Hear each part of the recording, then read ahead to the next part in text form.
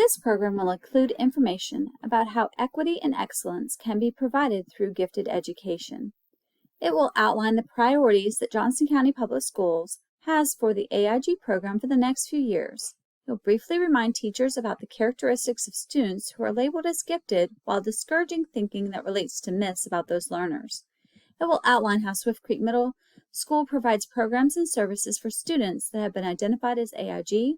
It will discuss the DEP document. And finally, it will tell you about the expected communications that must take place with parents about the program for students identified as gifted.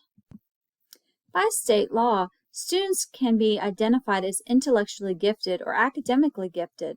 Also, students can be identified in only one subject area as gifted. The students identified need differentiated education to provide them learning experiences that allow them to perform and learn at higher levels than compared to students their own age. Johnson County Public Schools has submitted a plan to the state to meet guidelines that show how our district meets the needs of gifted learners. Our district plan can be found on the county website. As a school, all teachers have an important role in providing equity and excellence in gifted education. We do a great job of this by providing advanced classes based on multiple data sources and student self-selected advanced course opportunities found in our enhancement classes. It is a team effort to meet the needs of gifted students. Teachers should keep track of the special learning opportunities they have provided for our gifted learners and make sure that their plans are rigorous. The AIG lead teachers or staff members at the school must communicate the county plan and provide support for completing necessary paperwork to document the school's implementation of the plan to meet needs of our students. If you teach advanced classes for math and/or reading, but you do not have your AIG certification or AIG licensure, you will be required to complete a course this year.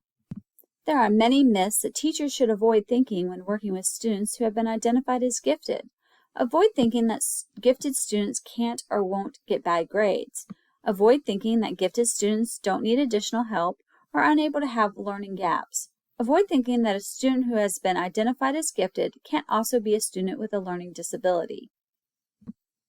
Students have all sorts of social emotional challenges that affect their learning because they often think critically of themselves, have higher levels of emotional depth, and keep high expectations. Some characteristics that gifted learners have in common include being problem solvers, having large vocabularies, having intellectual curiosity, and so many more.